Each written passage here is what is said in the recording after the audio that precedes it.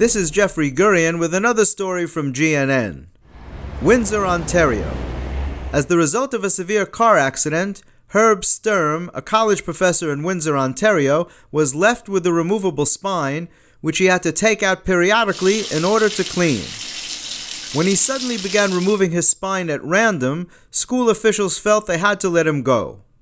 Now it's in the courts. This is Herb's story.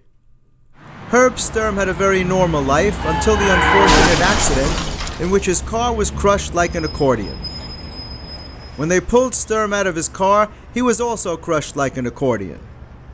Since he could not lie flat on a stretcher, alert ambulance workers quickly attached hand straps to his body in order to lift him more easily and carefully placed him into an accordion case. They immediately rushed him to the hospital where doctors warned him he might never walk again or even be able to straighten up. They tried attaching coils to his feet and head and taught him to try and walk downstairs like a slinky. Finally, they determined that he needed a new spine, and even though it was experimental surgery at the time, Herb decided to let them go through with it. They constructed a removable titanium spine for Herb that required periodic maintenance. Herb felt like a new man with his new spine and went back to teaching in the college where he had taught for so many years.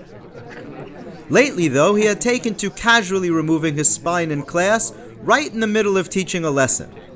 Suddenly and without notice, he would reach behind him, whip out his spine, and slump to the floor in a pile of clothing. Just his face would be looking up, and he would beg the students to help him reinsert his spine.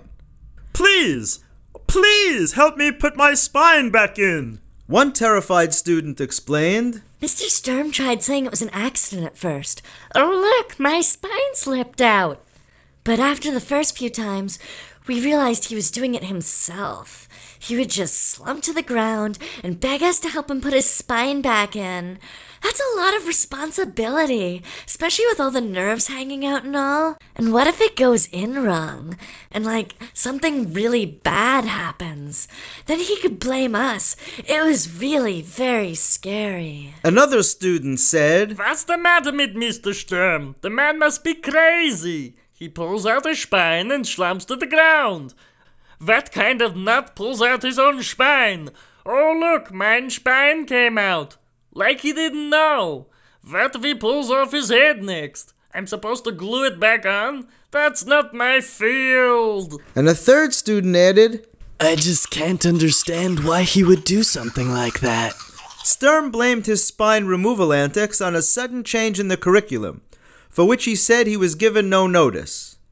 He claimed that the stress of that incident caused him to remove his spine at random. After careful deliberation, the administration felt it had no choice but to let him go. We simply cannot have professors removing parts of their bodies and counting on students to help reattach them. Now it's in the courts. This has been Jeffrey Gurian bringing you another amazing story from GNN. All the news that's fit to dance to.